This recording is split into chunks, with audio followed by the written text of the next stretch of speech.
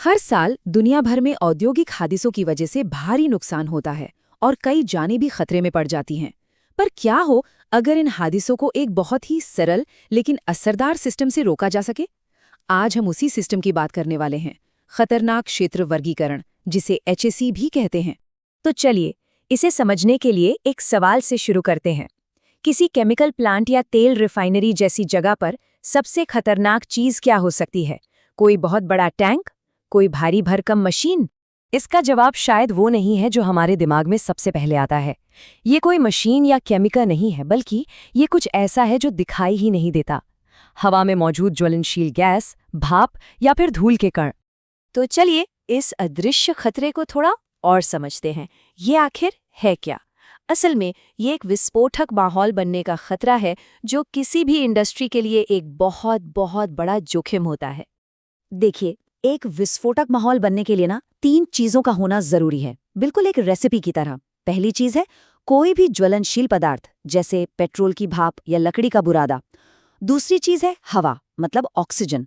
और तीसरी और आखिरी चीज है एक इग्निशन सोर्स, मतलब आग का कोई स्रोत, जैसे बिजली की एक छोटी सी चिंगारी या कोई गर्म सतह। जब ये तीनों एक साथ एक जगह पर मिल जाते हैं तो नतीजा बहुत भयानक हो सकता है। तो अब सवाल ये है कि इस अदृश्य खतरे से बचा कैसे जाए। इसी के लिए एक बहुत ही व्यवस्थित तरीका बनाया गया है। इसे ही हम खतरनाक क्षेत्र वर्गीकरण या HAC कहते हैं, और ये औद्योगिक सुरक्षा की नींव है। तो ये HAS आखिर है क्या?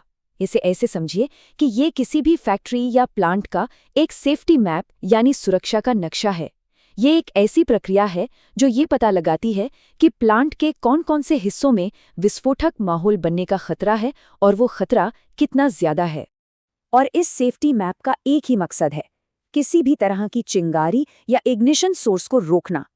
सीधे शब्दों में कहें तो इसका काम आग लगने से पहले ही माचिस को बुझा देना है। अच्छा, तो सवाल ये उठता है कि ये नक्शा बनता कैसे है? देखिए, HADAC का जो दिल है वो है इसका जोन क्लासिफिकेशन सिस्टम।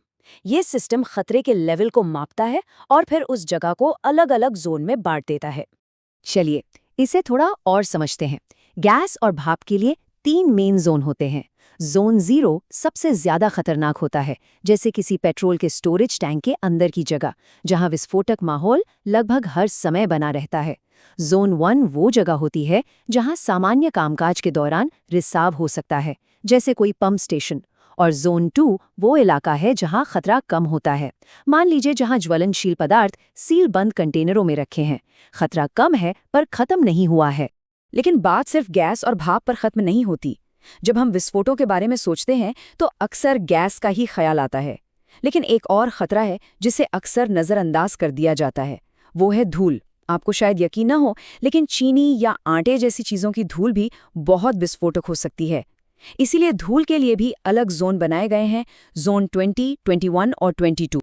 तो ये तो हो गए जोन्स, पर सवाल ये है कि ये सिस्टम पूरी दुनिया में एक जैसा कैसे काम करता है। इसके लिए बनाए गए हैं अंतर्राष्ट्रीय मानक, ताकि हर जगह सुरक्षा के नियम एक जैसे हों। ये जो मानक हैं, ये सिर्फ कुछ नियम नहीं हैं, ये सुरक्षा की एक ग्लोबल भाषा की तरह हैं।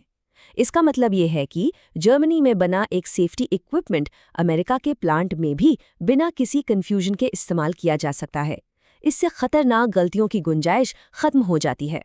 तो ठीक है, हमने सेफ्टी मैप यानी सुरक्षा का नक्शा समझ लिया, लेकिन सिर्फ नक्शा बना लेने से तो काम नहीं चलेगा, है ना? इस नक्शे का रोजमर्रा के काम में इस्तेमाल कैसे होता है, चलिए अब ये देखते हैं। किसी भी HAC असेसमेंट से कंट्रोल के 4 मुख्य स्तंभ निकलते हैं। इन्हें हम ऐसे याद रख सकते हैं: सही उपकरण, ताज़ी हवा, प्रशिक्षित लोग और सतर्क आंखें। ये चारों मिलकर एक बहुत ही मजबूत सुरक्षा कवच बनाते हैं। और यहीं पर एक बहुत ज़रूरी बात समझनी होगी। सुरक्षा कोई मंजिल नहीं है जहां आप एक बार पहुंच गए और काम खत्म हो गया। नहीं, ये एक लगातार चलने वाला सफ़र है, और इस सफ़र में कई चुनौतियां भी आती हैं। जैसे कि गैस के खतरों को हम एक दहाड़ते हुए शेर की तरह मान सकते हैं, जिसे हर कोई देख और सुन सकता है। लेकिन धूल के खतरे एक शांत सांप की तरह हैं। अक्सर इन पर ध्यान नहीं जाता, लेकिन ये उतने ही घातक हो सकते हैं।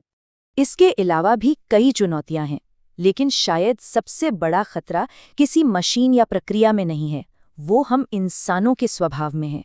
आत्मसंतोष यानी कंप्लेसेंसी सुरक्षा का सबसे बड़ा दुश्मन है। ये सोचना कि कुछ नहीं होगा सबसे खतरनाक है। तो ये सब हमें एक बहुत ही ज़रूरी सवाल पर ले आता है। क्या किसी प्लांट के लिए ये जो सुरक्षा का नक्शा है वो कभी पूरी तरह से बन सकता है, या ये हमेशा बदलता और विकसित होता रहता है? आखिर में ये जो खतरनाक क्षेत्र वर्गीकरण है, ये सिर्फ नक्शों, जोन्स और नियमों के बारे में नहीं है, ये लोगों के बारे में है।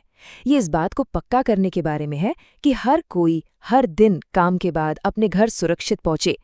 ये एक सोच है जो ये मानती है कि सुरक्षा अपने आप नहीं होती, इसके लिए लगातार कोशिश करनी पड़ती है।